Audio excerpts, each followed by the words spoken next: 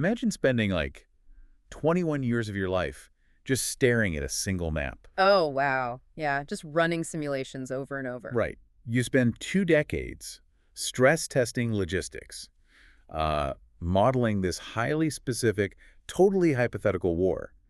And you predict, with this really painstaking mathematical precision, exactly how a military campaign would unfold. And I mean, more importantly, exactly how it would completely fail. Exactly. And then you wake up one morning, you turn on the news, and you literally watch every single one of your predictions unfold in reality in just a matter of weeks. It's basically the geopolitical equivalent of seeing a Category 5 hurricane form exactly where you said it would. You know, it follows the exact barometric path you drew, and it hits the exact coastline you've been warning everyone about for 20 years. Yeah, it's chilling. So welcome to the Deep Dive. Today, we are unpacking what has to be, well, one of the most complex, concerning, and frankly, mind-bending analyses of modern warfare we've ever covered. Unquestionably. We're looking at the work of Professor Robert Pape.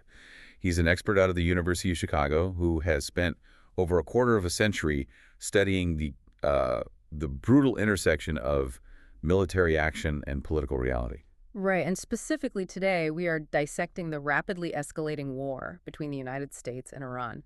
Yes. Now, real quick, before we get into the mechanics of all this, I want to establish some ground rules for us and, for you listening. Good call. We are going to be discussing some deeply polarizing actions taken by Donald Trump, the Iranian regime, the Israeli government, Russia, China. And we aren't here to litigate the morality of these actors. Right. We are absolutely not taking a political side here. No. We are simply putting this geopolitical chessboard under a microscope to look at the raw mechanics of the conflict, just cause and effect. And that's a really crucial mindset to hold. Like, we have to strip away the political rhetoric and just look at the physics of the battlefield. Yeah. And the economic math of the globe, really. Because the consequences we're going to outline today, Yeah. they're entirely devoid of political affiliation. They're going to affect you no matter what. Yeah. So let's just unpack this from the catalyst. I mean, every catastrophic conflict usually begins with, like, a fundamental miscalculation. Oh, almost always. In this case, the prevailing assumption in Washington was that Iran was essentially a paper tiger. Right. The theory was that the regime was economically crippled, socially fractured, balancing on a knife's edge. And so the prevailing logic was, hey, if the U.S. military just hits them with one overwhelming, decisive blow. The whole structure just collapses. Exactly. Yeah. The populace would just spontaneously overthrow the government. Which is a theory that completely ignored the 21 years of meticulous military modeling we just mentioned. Yeah, it really did. I mean, Professor Pape literally taught conventional targeting for the U.S. Air Force. Huh? Yeah. He understands the exact kinetic capabilities of American bombers. And what the mathematical models consistently showed was that while the U.S. could unequivocally obliterate the above-ground infrastructure of Iran, Right. they could never achieve their ultimate strategic objective from the air. And that objective, like the grand prize of all this, is the enriched uranium. Right. So let's look at the geography here for a second. You have sites like Fordo. Yep. Fordo isn't a building you can just drop a bomb on. It's an industrial enrichment facility filled with centrifuges, and it is buried deep beneath a mountain. Wow. Yeah. Then you have Natanz, which is another massive centrifuge hub. You have Esfahan, where the uranium ore is actually gasified. So these are really hardened targets. Extremely hardened. Yeah. But the U.S. military possesses incredibly sophisticated platforms to deal with this. You've got B-2 stealth bombers. Right. You have the GBU-57 massive ordnance penetrator. Okay, I've heard of the MOAB. Is that similar? It's often called the MOAB's bigger, deeply penetrating cousin. We're talking about 30,000-pound bombs here. 30,000 pounds. That's insane. Yeah, and they're designed to drill through solid rock before detonating. Jeez. And tactically, during the initial phase of this conflict, what they called Operation Midnight Hammer, the U.S. dropped these munitions. They totally obliterated the surface facilities. Tactically, it was a complete success. Okay, wait. I'm trying to visualize this. If you drop a 30,000-pound bomb that literally drills into a mountain, shouldn't the sheer kinetic shockwave just liquefy everything inside the tunnels? Like, how is that a strategic failure? Well, because of the physics of subterranean architecture and really the nature of the target itself. Okay. Think of it like panning for gold. Panning for gold. Okay. When you drop a massive bunker buster on a mountain, you possess the absolute power to destroy the pan. Right. You can even blow up the river, but you cannot destroy the gold. Oh, I see. The enriched uranium itself is essentially inert in this context. You aren't vaporizing it, you are just burying it under thousands of tons of pulverized granite. Okay, so you've trapped it. But isn't trapping it just as good as destroying it? Only temporarily. I mean, you've really just kicked the can down the road. The regime survives, and eventually they can simply excavate the rubble, retrieve the undamaged enriched uranium, and spin the centrifuges back up in a completely new location. Wow. Okay, that makes sense. But the deeper failure here, it goes way beyond the physics of rock and explosives. It goes to the human psychology of warfare. Right. To understand what's happening in the Middle East right now, we actually have to look backward at the Vietnam War. Oh, really? Specifically, the Ho Chi Minh Trail. Ah, the logistics pipeline. Okay, let's trace that parallel. So in the 1960s, the U.S. military launched Operation Rolling Thunder. They unleashed these massive, sustained air campaigns against the Ho Chi Minh Trail, which was the primary artery supplying the Viet Cong with weapons and food. Right, they bombed it heavily. Heavily is an understatement.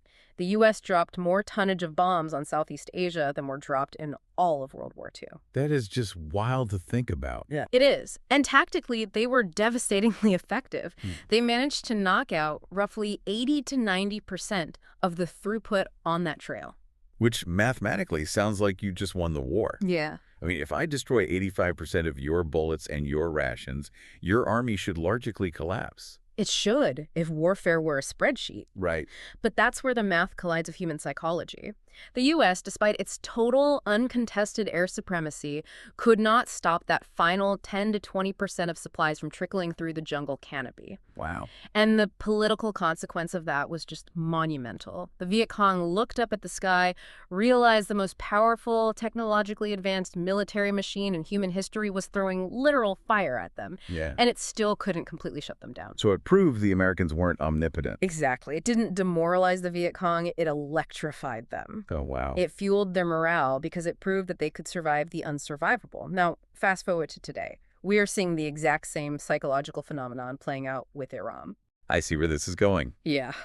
For over 40 days, the U.S. has unleashed a massive multi-billion-dollar air campaign. Officials boasted about hitting like 11,000 to 12,000 targets. Right. But those targets were visible. Iran knew they were vulnerable. So decades ago, they didn't just bury their nuclear facilities. They built massive subterranean drone cities. Drone cities. Yeah. They buried thousands of precision ballistic missiles deep in these vast tunnel networks. And here's the Vietnam echo. The U.S. Air Force establishes total uncontested dominance in the sky. But they cannot stop the subterranean drone attacks from launching out of these hidden pop-up silos in the mountains. Exactly. They can't get to that final 10 to 20% of Iran's deeply buried arsenal. And just like the Viet Cong, the Iranian leadership realizes that the United States cannot fundamentally beat them from the air. Which completely rewrites the power dynamic. You unleash the greatest air power in history, and the political result is that you actually strengthen the resolve and cohesion of the enemy you're trying to break. That's incredible. And when that initial assumption of a quick victory fails, it triggers a terrifyingly predictable flowchart of conflict. It's called the escalation trap. Okay, let's unpack this trap. Right. Because once you fall into it, the momentum just seems completely out of Washington's control. It is. The escalation trap operates in 4 distinct stages. Stage 1 is exactly what we just described. The superpower initiates a massive bombing campaign, attempts to decapitate the enemy's leadership, and expects a total collapse. But the regime survives, adapts, and actually emerges psychologically hardened. Exactly. Which naturally forces stage 2. Right, stage 2, horizontal escalation. Because if I'm Iran, and I know I can't dogfight F-35s in the sky, I'm not going to fight a vertical war. No, you'd be crazy. I'm going to lash out where I have asymmetric leverage. And for Iran, that means seizing physical and operational control of the Strait of Hormuz. They expand the war horizontally to inflict maximum pain on the global economy. Which then corners the superpower, triggering stage 3, ground operations. Right. Because your multi-billion-dollar air power failed to achieve the political objective of securing the uranium. And because your allies' economies are now literally being choked to death at the Strait of Hormuz, you run out of remote options. So you have to go in. The superpower is forced to pull the only lever left. They have to start drawing up plans to send the infantry. They have to prepare the Marines to secure beachheads and physically occupy the territory. And if that ground invasion fails or, turns into a generational quagmire, Yeah. we hit stage 4. the ultimate paradigm shift. Right. Stage 4 is where Iran survives the onslaught and officially emerges as a consolidated, untouchable fourth center of world power. So looking at the timeline of the current conflict, and the sources say we are roughly 40 days deep, where exactly are we standing on this trapdoor? Well, we have blown completely past stages 1 and 2. Yep. The decapitation bombing failed, the regime is intact, and Iran is actively controlling shipping in the Strait. Right now, the world is violently bouncing back and forth between stage 3 and stage 4. Wow. Yeah. We're watching Washington aggressively prep for a massive ground war, while simultaneously watching Iran solidify its status as a global hegemon. But wait, logically, if Washington sees a trap, why not just hit the brakes? Right. I mean, there has to be a natural desire to just pick up the red phone, call a ceasefire, and go back to the status quo of February 27th, right, before the first bomb dropped. That is the real tragedy of geopolitics. There is no undo button. Yeah. February 27th is dead and gone. You cannot unbomb the infrastructure. You cannot unexpose the limitations of American air power. Right. Most importantly, you cannot force the geopolitical leverage Iran has just discovered back into the bottle. The rules of the global order have fundamentally and permanently changed. Okay, to really grasp how profoundly the rules have changed, we need to zoom out and look at the actual mechanics of what is happening in the Strait of Hormuz. Because I think a lot of people picture a blockade as like a giant wall of American and Iranian destroyers pointing guns at each other, stopping every single cargo ship. Like a movie. Yeah. But that's not what is happening. Iran is executing a selective military blockade. How does that actually function in the water? It is a masterclass in asymmetrical leverage. Iran isn't stopping every ship. They are selectively permitting passage based entirely on political alignment. Wow. They use fast attack craft, anti-ship cruise missiles mounted on the coastline, and sea mines to create this choke point. They hail a tanker, check its flag, its destination, and its ownership. Okay. If the destination aligns with an adversary, they board it or force it to turn around. If it aligns with a neutral party or an ally, they just let it pass. And the true power of this becomes obvious when you look at the destination data. Between 80 and 90% of all the oil passing through the Strait of Hormuz goes directly to Asia. Exactly, which hands Tehran this invisible, unbreakable leash around the necks of some of the largest economies on the planet. Look at India. Right, India. Historically, considering their democratic framework and recent military cooperation, you would assume New Delhi would instinctively align with Washington. You would think so, yeah. But right now, India is holding a strict line of neutrality. And frankly, they're edging into a pro-Iran stance. Why? Because of the brutal physics of energy? Precisely. For a nation of over 1.4 billion people, this isn't a debate about inflation or, paying $150 a barrel for crude. Right. It is about the physical supply dropping to zero. If India's refineries go offline, their power grid collapses, their agricultural supply chain stops, and their society halts. They literally cannot afford to anger the gatekeepers of the Strait. No, they can't. Washington can offer them weapons, but Washington cannot magically conjure millions of barrels of oil out of thin air to replace what Iran can cut off. And we are seeing this leverage break even the staunchest U.S. allies. Look at Japan. Yeah. There was this fascinating, incredibly tense moment recently in the Oval Office. President Trump was heavily pressuring the Japanese head of state to offer tangible military support for the U.S. campaign. Right. And despite the sheer weight of American diplomatic pressure, Japan refused. They balked. Japan is actively, publicly distancing itself from the U.S. military operation. Because Tokyo looked at the math and realized that American military friendship won't keep the lights on in Tokyo if Iran closes the valve. Oh. Iran is using the selective blockade to systematically peel America's allies away. It is the raw, unadulterated generation of global political power. But, the shift isn't just happening in Asia. The entire U.S.-engineered security architecture of the Middle East is currently fracturing into pieces. Okay, let's trace that collapse. Yeah. Because before this war started, the primary strategy, which was often championed during the first Trump administration and heavily pushed by Jared Kushner, was to build a counterbalancing coalition. Right, the Abraham Accords logic. Yeah. The idea was to weave the Gulf Arab states and Israel together into a united front to contain Iran, often greased by U.S. tech and AI investments. And the absolute linchpin of that entire security web was the United States military. The U.S. has massive, multi-billion-dollar military installations spread across the region. You have Al Udeid Air Base in Qatar, the 5th Fleet headquarters in Bahrain, Camp Arifjan in Kuwait. Right. The implicit, unspoken deal was, You Gulf states align with us against Tehran, and we, the United States Armed Forces, act as the ultimate invincible guarantor of your security. But then the shooting starts, and a massive fatal vulnerability in that strategy is exposed. Those beautiful, sprawling U.S. bases.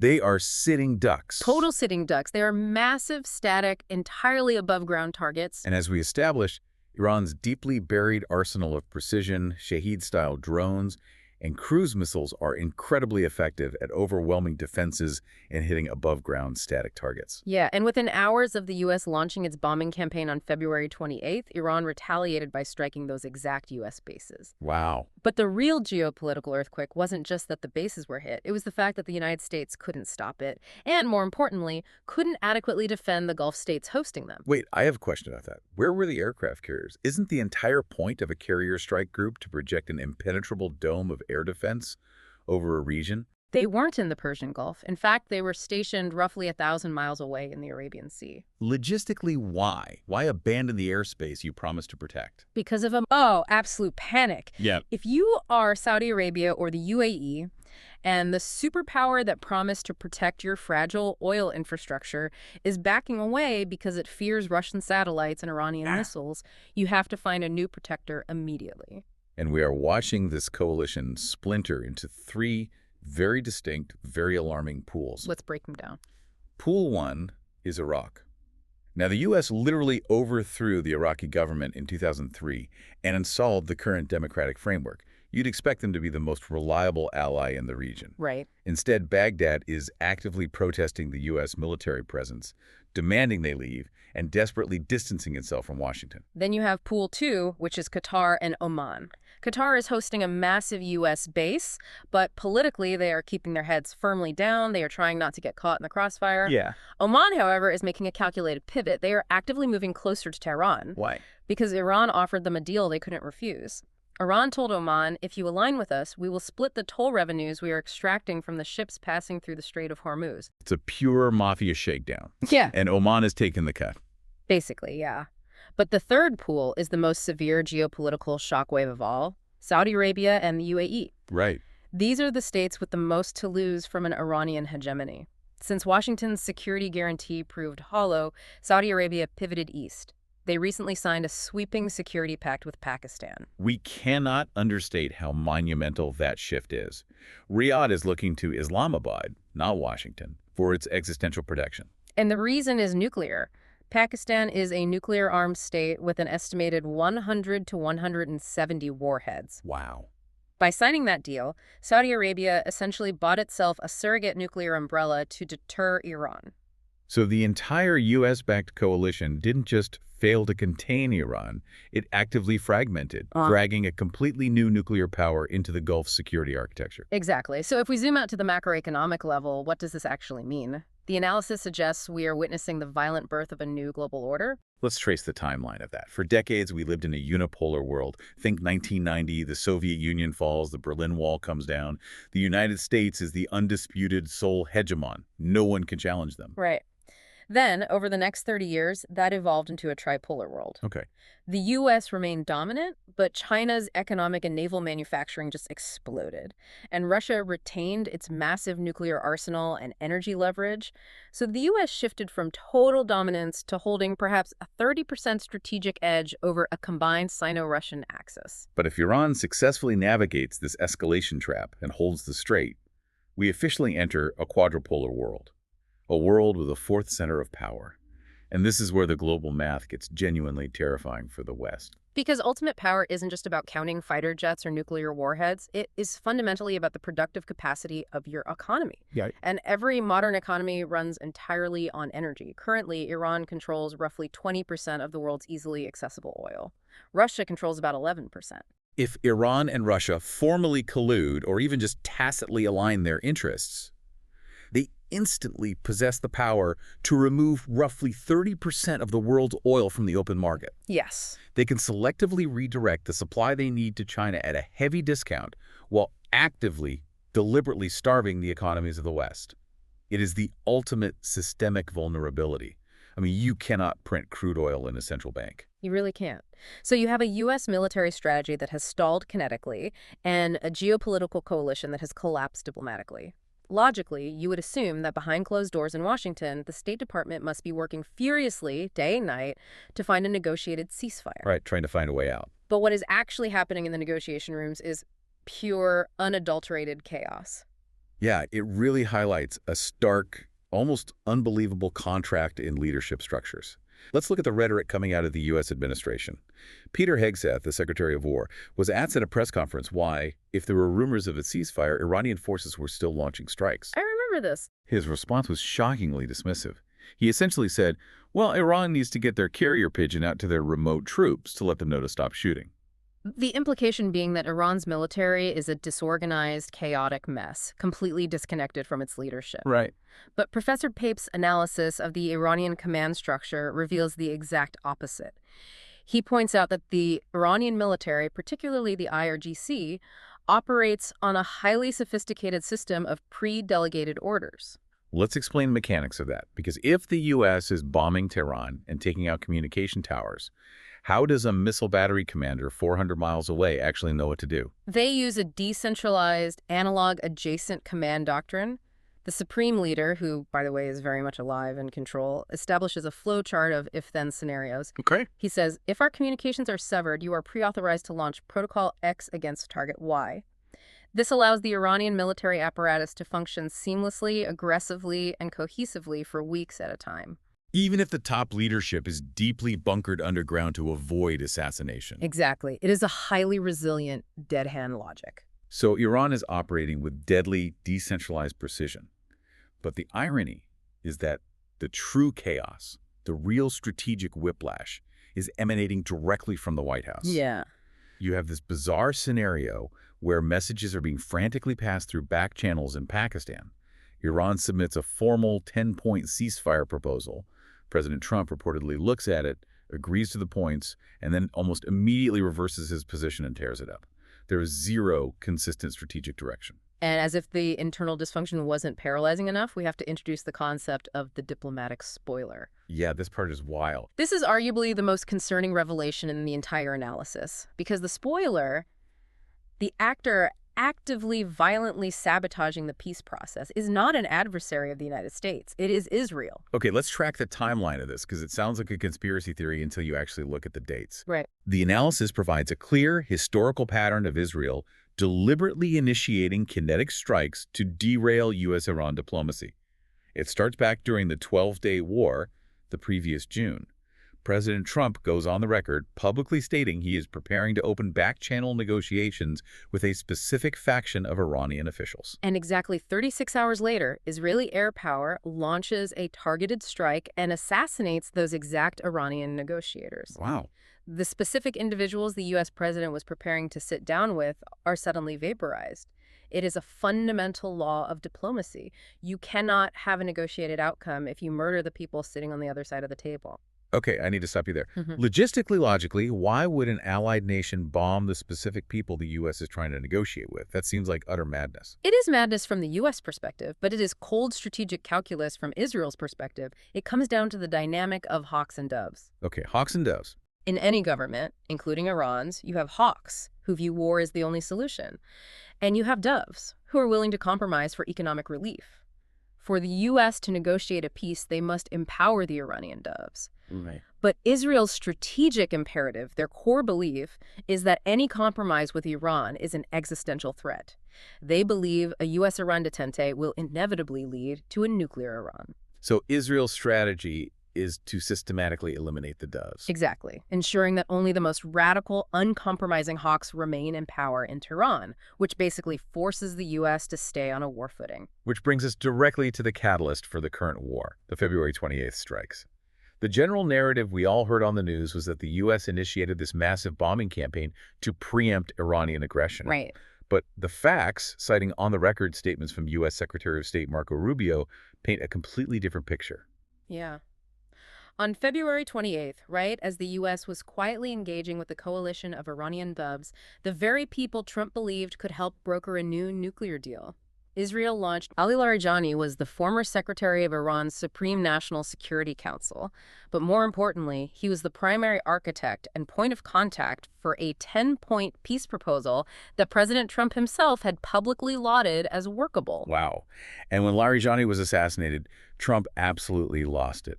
He took to Truth Social and posted a furious rant, explicitly blaming Israel's lone wolf actions for ruining his ability to end the war. He claimed he was inches away from the biggest deal in history, and the assassination just reset the clock to zero. It creates an utterly impossible diplomatic environment. When diplomacy is continually assassinated by your own ally, the frustration boils over, the back channels close, and the rhetoric inevitably turns apocalyptic. Yeah. Which brings us to the darkest, most terrifying moment detailed in the analysis, the explicit threat of nuclear annihilation. We're talking about a moment of unprecedented rhetorical escalation. President Trump posted a threat on Truth Social that is hard to even process. He wrote, "A whole civilization will die tonight, never to be brought back again. I don't know what will happen, but it probably will." We cannot dismiss this as standard political bluster or some late-night social media rant. We are talking about the Commander-in-Chief of the United States Armed Forces, a man who possesses sole, unilateral launch authority over thousands of strategic nuclear weapons. Let's look at the physical hardware behind that threat, because it is terrifyingly real. The U.S. possesses roughly 500 Minuteman III intercontinental ballistic missiles sitting in silos across Montana and North Dakota. Right. Each of these missiles is armed with a W-87 warhead, yielding between 100 and 300 kilotons of explosive power. To put the physics of that in perspective, that is roughly 20 times more powerful than the atomic bomb dropped on Hiroshima. It's unfathomable. A single warhead's thermal radiation radius would instantly vaporize anything within miles, and the overpressure wave would level concrete buildings across an entire metropolitan area. Furthermore, the mechanical timeline from order to detonation is incredibly short. The gyroscopes in those Minuteman missiles can be digitally retargeted to new coordinates in exactly 45 minutes. 45 minutes. What? Yeah. Once the physical keys are turned and the missiles clear the silos, it takes roughly 25 minutes for them to traverse the globe and strike targets in Iran. So when the president types that a civilization will end tonight, he possesses the mechanical capability to make that a reality in just over an hour. Exactly. It represents the most declared statement of genocidal intent by any modern American president. It explicitly threatens the erasure of thousands of years of culture, history, and millions of lives. And if you try to compare this to Harry Truman in World War II, the distinction is vital. Oh, totally different. Truman's brutal calculus was to destroy Japan's military capacity and break their will to fight to force a surrender. He never stated his goal was the literal extinction of the Japanese civilization. No, never. And the political backfire of this threat inside Iran is profound. Put yourself in the shoes of an average Iranian citizen, a university student, a shop owner. Before this war started, Iran had a vibrant, highly courageous pro-democracy movement. You had ordinary citizens actively protesting in the streets, risking imprisonment and death to oppose the authoritarian dictates of the regime. Right, the woman life freedom protests. Exactly. Yeah. But when the president of the United States publicly threatens to vaporize your entire country, your family, your neighborhood, your entire existence, where do you turn? You certainly don't turn to the nation threatening to drop 300 kiloton warheads on your head. Right. The tragic irony is that Trump's threat of annihilation is the greatest political gift the Iranian regime has ever received. Absolutely. It instantly triggered the rally around the flag effect. For sheer primal existential survival, the populace is forced to unify behind the very authoritarian government they were just protesting. Nationalism overrides ideology when extinction is on the table. Well said. And worse, it accelerates public demand for Iran to cross the nuclear threshold. Suddenly, building a nuclear bomb isn't just an aggressive ambition of the hardliners. It is viewed by the ordinary citizen as the only logical guarantee that they won't be wiped off the map. It creates a mandate for proliferation. But even if we step back from the nuclear brink, the conventional threats facing the Iranian civilian population are just as horrifying. There's this callous phrase often thrown around in military circles about bombing a country back to the Stone Ages. Right. The analysis breaks down exactly what the mechanics of that look like. specifically by targeting the national power grid. And this was incredibly detailed. Back in the 1990s, Professor Pape worked for the Air Force under John Warden, who was the architect of the leadership decapitation doctrine. Okay. They brought in civilian electrical engineers to map out the exact vulnerabilities of the Iranian power grid. And they discovered that a national power grid is a surprisingly fragile, interconnected network. The Iranian grid relies on roughly 130 major nodes, but the engineers calculated that you don't need to hit all of them. No, not at all. You only need to destroy the top 10 specific critical nodes to trigger a cascading frequency failure that brings down the entire national system. And how you attack it matters. If you drop a bomb on the transformers or the substations, the power goes out. It's chaotic, it's a crisis, but it's temporary. You can bypass a transformer or replace it in a few weeks. Right. But if the U.S. decides to inflict maximum long-term pain, they target the generating hulls. What exactly is a generating hull mechanically? A generating hull is the massive, highly complex combined cycle gas turbine that physically generates the electricity.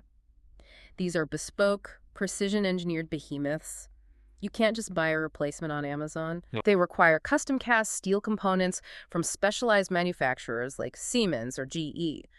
If a kinetic strike destroys the generating hulls, you aren't turning the lights off for a week. You are instantly crippling the electrical generation capacity of the entire nation for a minimum of 6 months. And realistically, up to 18 months due to supply chain logistics and wartime embargoes. And this is where the sterile, abstract concept of strategic targeting slams violently into the horrific reality of mass human suffering. Imagine an entire country of 92 million people plunged into darkness for a year and a half. It's apocalyptic. The immediate cascade of death is staggering. Within hours, every single dialysis machine in the country powers down. Ventilators stop. Yeah. Heart surgeries and life-saving medical procedures cease entirely. Then the systemic infrastructure collapses. Without power, municipal water purification plants stop pumping. The sewage systems back up, the refrigeration networks, the entire cold chain required to keep insulin viable and prevent the nation's food supply from spoiling fails completely. Within days, massive amounts of food rot in warehouses. Which leads directly to widespread malnutrition, starvation, and explosive outbreaks of waterborne diseases like cholera. We are talking about an operation that would result in a mathematically measurable, massive drop in the life expectancy of 92 million civilians. So we arrive at the ultimate strategic dead end. Air power, whether conventional or nuclear, creates immense, unspeakable human suffering. But strategically, it fails. Right. It doesn't open the Strait of Hormuz, and it doesn't retrieve the deeply buried enriched uranium. Therefore, if Washington refuses to accept defeat, there is only one option left on the flowchart. The absolute worst-case scenario. Boots on the ground. Okay, let's talk about a ground invasion, stage 3. Because logically, logistically, how is that even possible? Let's look at the map. You can't stage an invasion force from the east through Pakistan, because as we discussed, Pakistan is now providing a nuclear umbrella to Saudi Arabia and is deeply sympathetic to Iran. Right. You also can't come from the east through Afghanistan because the U.S. abandoned its massive troop presence and air bases like Bagram years ago. You might think about coming from the north, through Azerbaijan, pushing down toward Tehran. But the analysis notes a chilling detail there. On the very first day of this war, a single Iranian ballistic missile struck deep inside Azerbaijan territory. Many pundits dismissed it as a misfire or erratic targeting. But it wasn't a mistake. No, Professor Pape argues it was a highly calculated, precise geopolitical message. Iran knew Azerbaijan was a potential U.S. staging area. The missile was a warning shot. If you let the Americans land here, we will burn your country down. And it worked. Azerbaijan immediately declared strict neutrality and closed its borders to the U.S. military. Which leaves Washington with exactly one horrific, nightmarish option. A massive D-Day-style amphibious assault from the south, launching directly from the Persian Gulf straight into the teeth of Iran's coastal defenses. The logistics of this operation are staggering. The U.S. would have to rely heavily on Marine expeditionary units. They would utilize Ospreys, those tilt-loader aircraft that fly like planes but land like helicopters, and LCAC hovercraft to move armor from ships to the shore. But they are sailing into a hypersonic missile umbrella. Yeah, and the terrain they are trying to land on is described as a meanscape. It is rugged, sheer, mountainous, fiercely defended territory riddled with anti-ship batteries. The tactical goal would be to carve out a massive beachhead, carving out a perimeter roughly 100 miles wide by 20 miles deep, just to establish a staging ground. And what is the ultimate prize? They are sacrificing thousands of lives to secure The oil fields. the oil fields. The vast majority of Iran's oil reserves are geographically concentrated in the southwestern province of Khuzestan, relatively close to the Gulf Coast. And President Trump has been remarkably consistently transparent about his ultimate objective here. In a press conference on April 6th, he explicitly stated, "If it were up to me, I would take the oil, I would keep it all for ourselves and make a lot of money, because to the victor belong the spoils." The strategic reality is that any ground operation would ultimately be a bloody campaign to physically occupy and extract resources from those southwestern oil fields. But this logic completely ignores the reality of American domestic politics. If the U.S. launches an amphibious assault into a mountainous moonscape against a deeply entrenched enemy, American Marines are going to die. We're talking hundreds, perhaps thousands of casualties in the first wave. Wouldn't the American public see the body bags coming home, panic, and immediately demand Congress pull the plug on the war? That is the rational assumption many people make, but the historical data proves it is completely backwards. Really? Professor Pape points again to the political lessons of Vietnam, specifically the aftermath of the Tet Offensive. When military force and domestic politics collide, American casualties do not lead to a cut-and-run mentality. It triggers the ultimate sunk cost fallacy, paid for in blood. Explain that, because it sounds completely counterintuitive. Look at the current polling data. Right now, there is roughly a 36% core block of the American public that supports the war, primarily aligning with the president's party out of loyalty. The other 59% are hotly opposed. If Marines land in Khuzestan and take heavy casualties, that 59% will remain opposed. But that core 36%, they are not going to withdraw their support in horror. They're going to double down. Precisely. Because if the U.S. withdraws after taking thousands of casualties, it forces that base to admit that those Marines died for absolutely nothing. Wow, yeah. The psychological and political demand will overwhelmingly become a cry to finish the job, to honor the fallen. The deaths of American soldiers lock the administration into the conflict. The analysis estimates that the very second boots hit the sand and take fire, the U.S. is instantly politically committed to a minimum of a 6-month, brutal meat grinder of a ground war with absolutely no easy way out. So we have an air campaign that mathematically only strengthens the enemy, and a ground invasion that promises a horrific, politically inescapable quagmire. Knowing all of this, what does the alternative actually look like? If the military options are all traps, we have to look at the diplomatic off-ramp. Which brings us back to the 10-point ceasefire proposal that Iran submitted through the official IRNA state news agency. Let's look at that. If you actually read through the text of these 10 points, it is staggering. It is not a negotiation between equals looking for compromise. It is a list of absolute demands from a victor demanding capitulation. I have the document right here. Let's run through it. Point 1, a permanent, immediate ceasefire. Point 2, a complete end to all Allied attacks on Iranian assets. Point 3, reopening the Strait of Hormuz to global shipping. Point 4, Iran will collect tolls, reportedly demanding $2 million for every single ship passing through. Insane. Point 5, a formal revenue-sharing agreement of those tolls with Oman. Point 6, the complete verifiable lifting of all primary and secondary U.S. economic sanctions.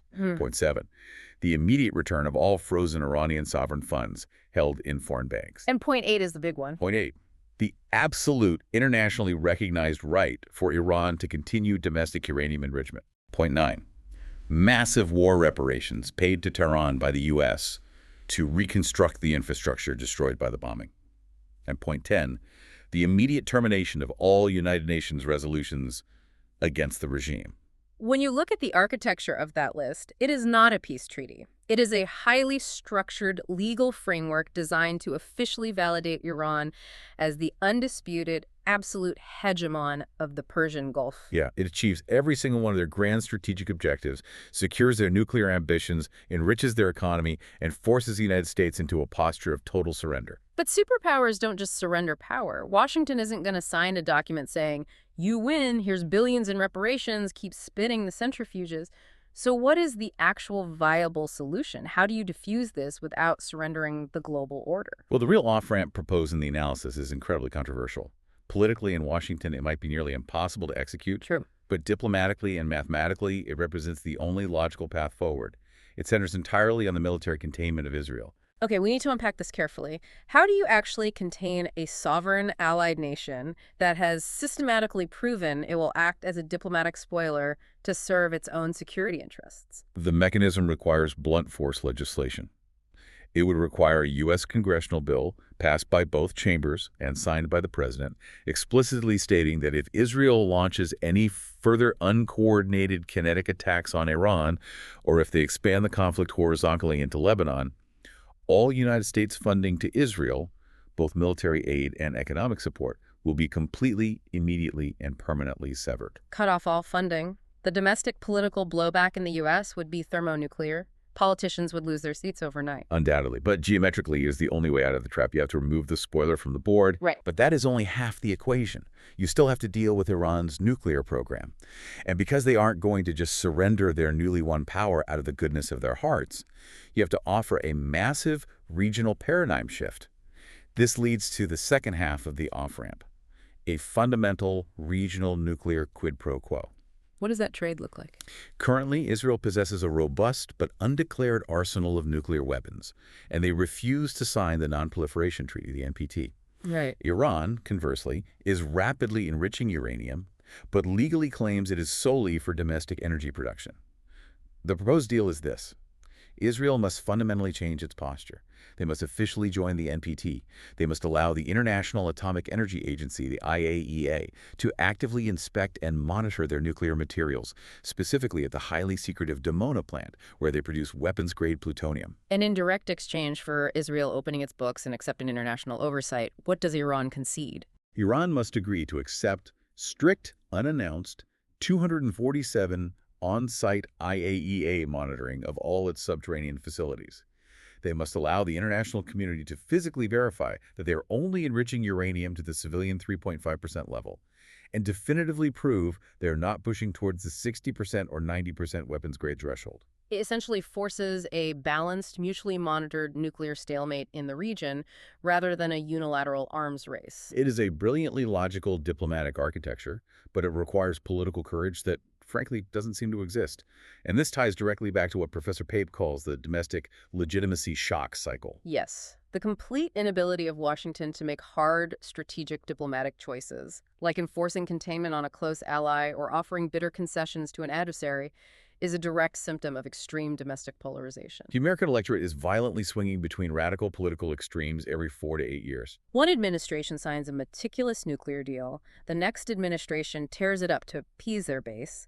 The next administration tries to ignore the region entirely. And the next is threatening nuclear annihilation on social media. Exactly.